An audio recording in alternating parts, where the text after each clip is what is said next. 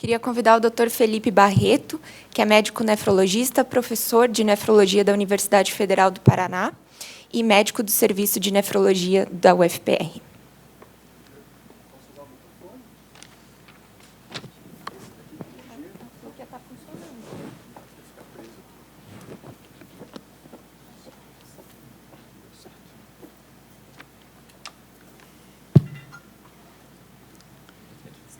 Prefiro. Bom dia a todos. Então, vou falar um pouco para vocês, a continuidade, na verdade, da palestra da Elaine, que facilitou muito o meu trabalho, e é um pouco da realidade que nós, nefrologistas, podemos nos deparar no nosso dia a dia com os pacientes que têm doença renal crônica, particularmente aqueles de etiologia indeterminada, e que a gente acaba ainda não reconhecendo a possibilidade de um diagnóstico genético por trás da etiologia daquela doença. Então, a primeira pergunta, quando eu me fiz ao montar, ao preparar essa aula, foi quais as principais causas de doença renal crônica, que os dados que a gente tem pela Sociedade Brasileira de Nefrologia são voltados aos pacientes em hemodiálise. Quais são as principais causas? Hipertensão, diabetes, outros, indefinido, glomerulonefrite, e a única causa de doença renal crônica de etiologia genética que aparece no nosso censo é a doença renal policística. Apesar de ter aqui o que vai acompanhando ao longo dos anos, 2017 até 2020, vê que é um percentual, eu diria que estável, na distribuição entre essas etiologias, com o número crescente de pacientes em terapia dialítica ao longo desses últimos anos.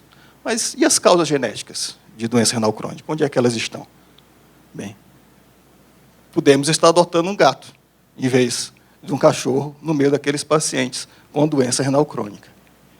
E, na verdade, a doença renal de etiologia genética pode estar presente em cada uma dessas etiologias. Somos nós que não estamos conseguindo enxergar essa possibilidade no nosso diagnóstico diferencial, seja por um não raciocínio clínico, já que nós somos formados para enxergarmos as doenças mais prevalentes, e, claro, pela dificuldade de acesso e custo em relação aos exames genéticos. Eu vou me deter particularmente na nefroesclerose hipertensiva, da hipertensão como etiologia da doença renal crônica em nosso meio, que gira em torno de 34%, 32% nos últimos 4 anos.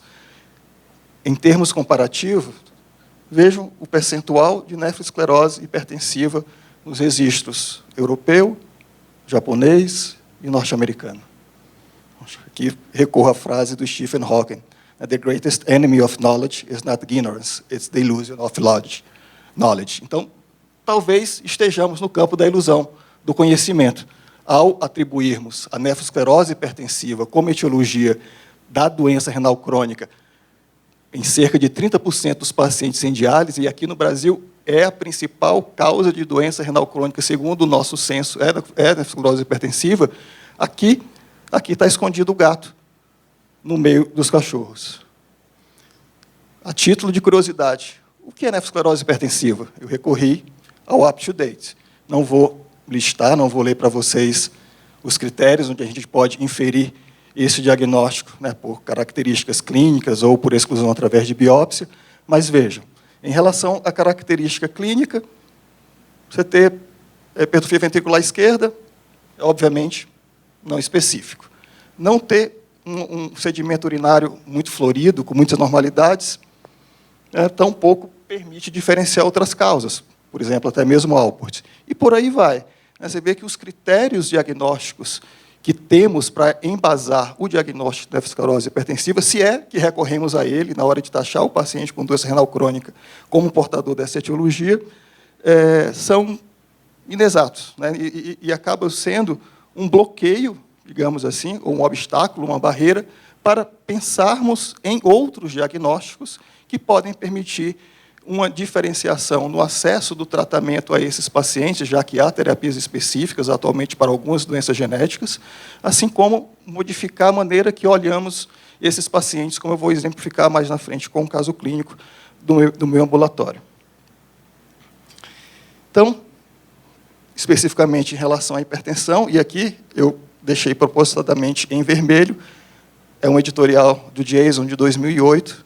Aqui, esse editorial foi escrito à época que se relacionou a miosina 9, que, na verdade, é a ApoL1, atualmente, que se sabe, com a progressão, né, com a doença renal crônica em indivíduos da raça negra e hipertensão.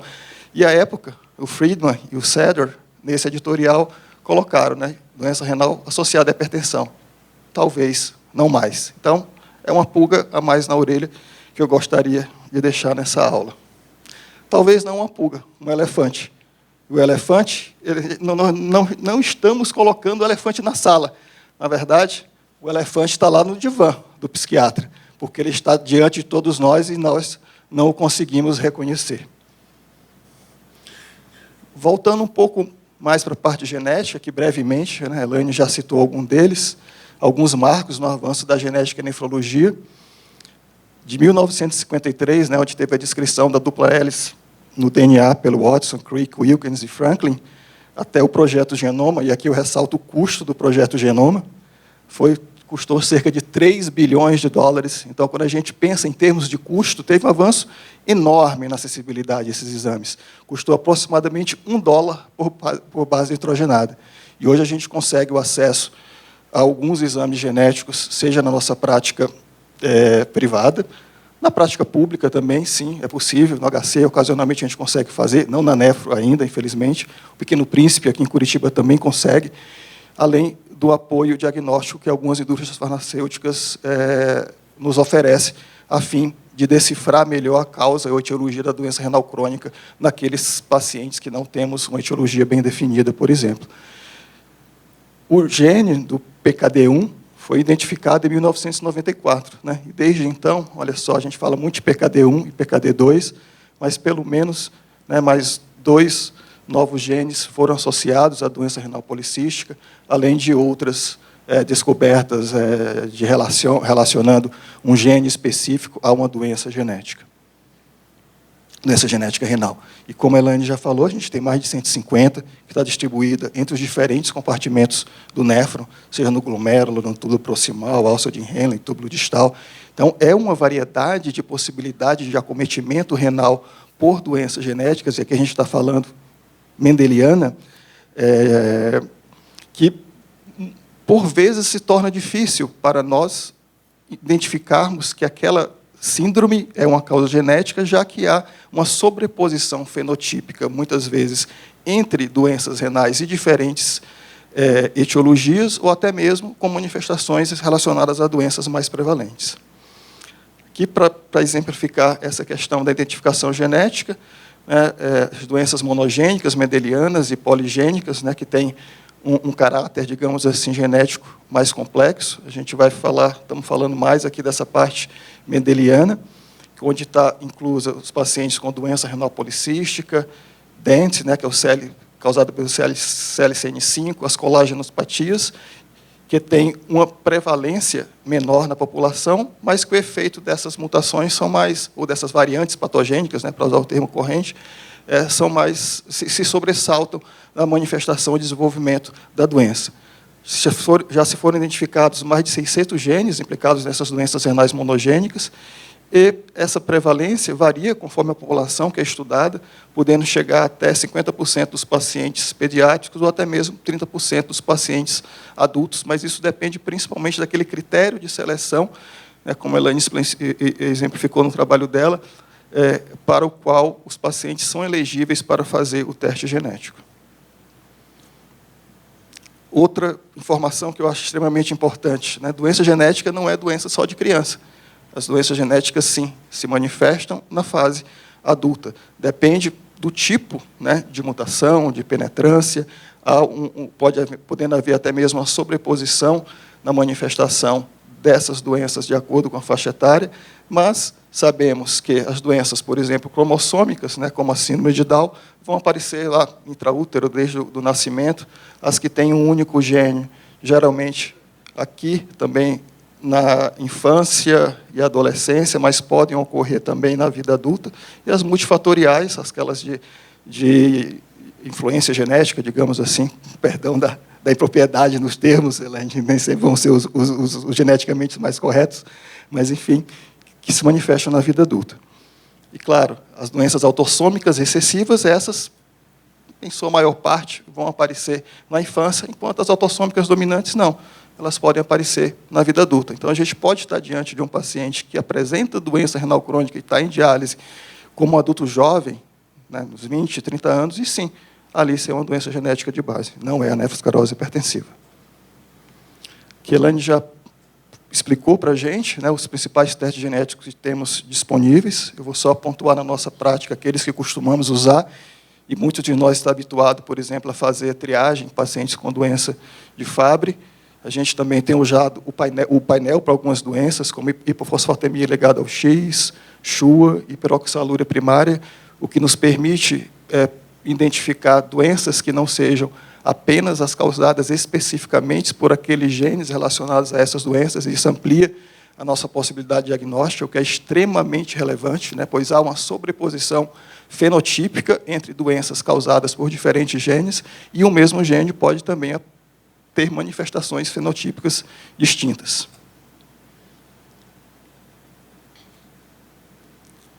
Reforçando o que foi apresentado pela Elaine na aula anterior, que esse estudo que chama a atenção, que foi uma coorte não selecionada, que vinham de onde esses pacientes? Do estudo Aurora, cerca de 1.120 pacientes, e de pacientes atendidos no Centro de Nefrologia da Columbia University, né, no Medical Center, pacientes acima de 21 anos de idade, e 307 pacientes, né, foram identificados com alguma variante patogênica como causa de alguma doença renal. Aqui eu gostaria também de reforçar e acrescentar no que já foi falado na palestra anterior, que nem sempre aquela projeção fenotípica ou diagnóstico fenotípico que damos corresponde ao diagnóstico genético que recebemos. Vejam aqui, claro, doença policística, diagnóstico basicamente de ultrassom. O paciente já vem até nós muitas vezes com esse diagnóstico. Mas veja que mesmo entre eles, algumas vezes a gente não faz o diagnóstico genético correto. Ou pacientes que a gente atribui como doença policística podem ter mutação no gene do colágeno tipo 4, seja o alfa-3, alfa-4, seja alfa-5. Doenças com a manifestação fenotípica tubo-intersticial. Poxa, tem que pensar na doença tubo-intersticial autossômica dominante, no gene da uromodulina. Mas, se formos escolher as doenças mais prevalentes genéticas, que a gente tem que ficar lembrando, claro, além do PKD1, PKD2, lembrar das colagenopatias e da doença tubo-intersticial autossômica dominante. Nesse outro trabalho, só para mostrar, exemplificar para vocês que, dependendo do critério de seleção pelo qual os pacientes são elegíveis para fazer o teste genético, o yield diagnóstico, né, a probabilidade diagnóstica vai mudar. Nesse trabalho irlandês, por exemplo, onde 114 famílias foram avaliadas para investigar a causa de doença renal crônica como uma possível etiologia genética, uma causa genética foi identificada em 37% das famílias, permitindo seja a confirmação diagnóstica, seja corrigir o diagnóstico ou estabelecer o diagnóstico para alguém que não sabia o que tinha, o que a gente chama de pôr um fim à odisseia diagnóstica. Né, para quem estava na aula lá de bioética no começo da manhã, que é algo também extremamente importante. A gente saber o que temos, né, dá um conforto e um alívio, né, para nós e para o paciente, sobretudo. E chama a atenção também de vocês, vou adiantar aqui, que essa probabilidade diagnóstica aumentou, principalmente entre aqueles que tinham uma história familiar. Então, quem tinha uma história familiar positiva, a performance é melhor, assim como aqueles que têm manifestações extra-renais, mesmo não tendo história familiar positiva, também aumenta a chance de o teste genético vir positivo. Então, não basta olhar apenas para o rim, para a doença renal crônica. Eu tenho que tentar enxergar quais outras manifestações têm acompanhado a manifestação da doença renal crônica do meu paciente para aumentar a minha chance, né, de ter um diagnóstico genético e, obviamente, de ter essa hipótese na minha cabeça na hora que eu estou fazendo a consulta e estou conversando com os pacientes. Eu não vou me deter nos próximos 2 estudos, até para não avançar muito tempo, mas é nessa mesma sentido de tentar ilustrar que a performance do teste nos diferentes estudos sempre vão depender de quais foram os critérios. Então, se a gente tem, resumo da história, se a gente tem um olhar aguçado, um olhar afiado, para tentar enxergar uma possibilidade de diagnóstico genético, eu provavelmente vou aumentar a minha chance e, com isso, né, não pedir o exame, né, onde a chance de diagnóstico seja reduzida, já que o custo relacionado ao teste genético ainda é proibitivo para a maior parte da nossa população. E, em relação aos principais genes, né, isso eu já falei no slide anterior, mas vejam que os genes do colágeno tipo 4 estão relacionados com a maioria dos casos de doença glomerular. Colágeno 4, alfa 5, alfa 3, aqui está escondidinho, mas o alfa 4 também. E nesses... Opa, desculpa. E a gente vai encontrar pacientes com doença com colágenopatias aonde? Na biópsia. Aqueles pacientes com GESF. A gente não pode esquecer algo que a gente sempre repete, fala e escuta, que a GESF é uma manifestação histológica e não propriamente uma doença. Dentro da etiologia da GESF, a gente tem que pensar também nas colágenopatias. Não vou me detalhar, né, ler um a um, mas é importante a gente saber que existe também um cadíaco de controvérsias, né, em doença renal genética, onde eles sugerem as potenciais indicações para o teste genético. Então, são listadas algumas condições que vai aumentar a chance desse teste vir positivo. Algumas delas eu já citei, como a história familiar, pacientes que iniciam com a doença renal crônica em uma diálise jovem, particularmente as crianças, mas não só as crianças. Lembre-se sempre que os adultos também podem ter uma doença renal crônica de etiologia genética, os assados multissistêmicos. Algo que a gente tem que incorporar na nossa anamnese, perguntar se tem consanguinidade na família, lembrar de fazer a história familiar, lembrar de desenhar o heredograma, porque tudo isso vai nos dando pistas de uma possibilidade de diagnóstico genético. Isso vai impactar na nossa prática, na nossa relação com o paciente, na nossa relação com os familiares, vai possibilitar ao paciente, quando possível, o acesso a terapias patogenéticas, né, que são específicas para aquelas doenças. A gente tem, por exemplo, para Fabry, para hiperoxalúria primária, cistinose. A gente vai identificar condições que podem ter uma boa resposta a tratamentos, né, mesmo que sejam não específicos, como as colágenopatias, evita o uso de imunossupressores. Né, quem de nós não já teve um paciente com GESF, com síndrome nefrótica, que não responde ao corticoide? A gente vai para o inibidor da calcineurina, não responde, vai para o transplante, e vai bem no transplante, não recidiva. É uma GESF que podia ter uma causa genética, um paciente jovem, ou, né, eu já tive casos assim no ambulatório, lá no HC, que o familiar depois desenvolve a doença renal crônica e foi um doador vivo.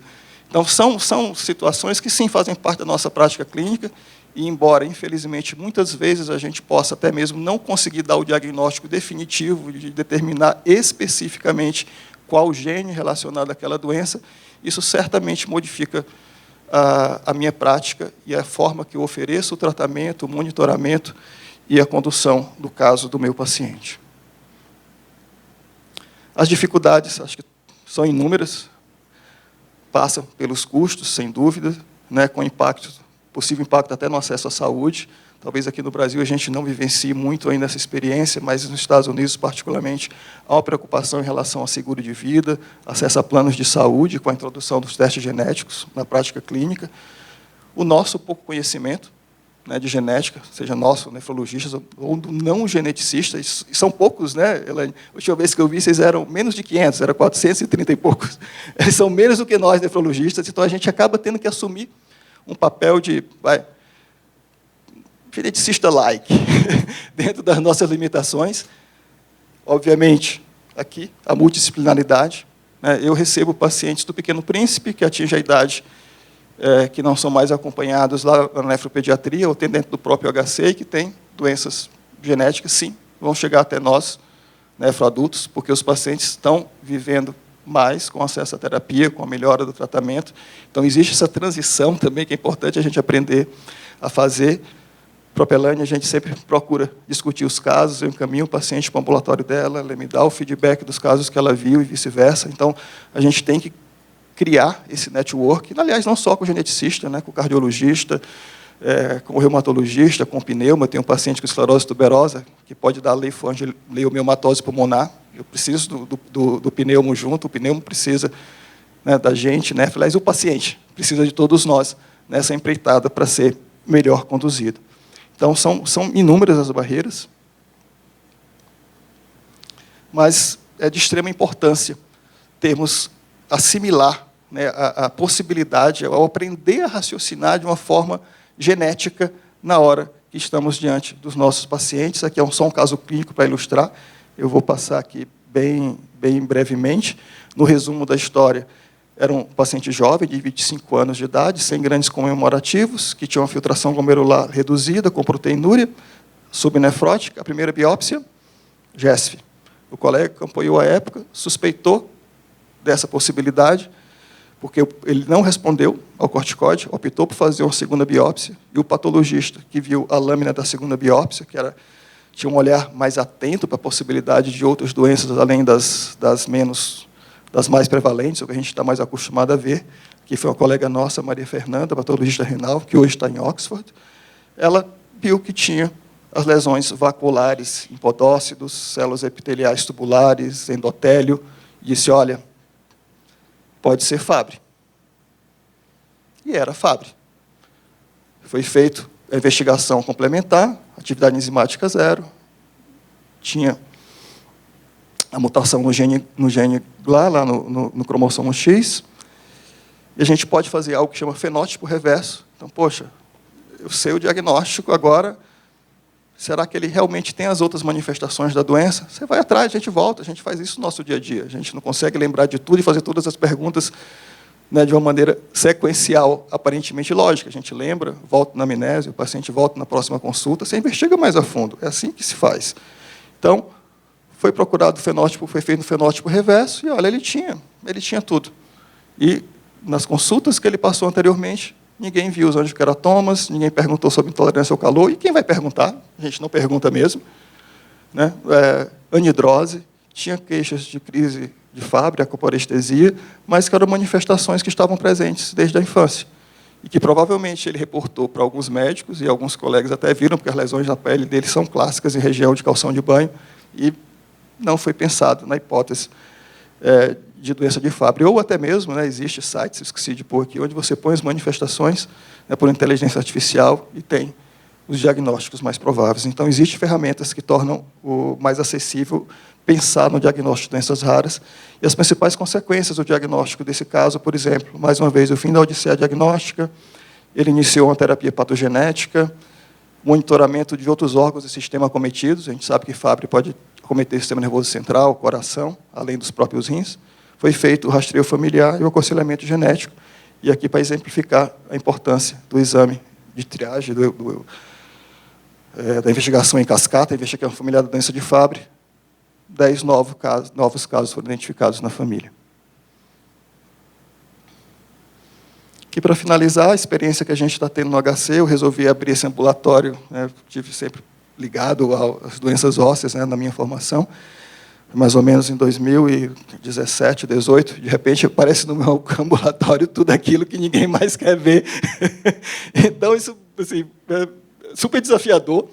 E eu sempre falo para os alunos que vão no ambulatório que é uma experiência que me modificou como médico, como pessoa, porque são situações que, poxa, a gente não imagina que existe, até a gente estar diante e perceber que o raro também é real.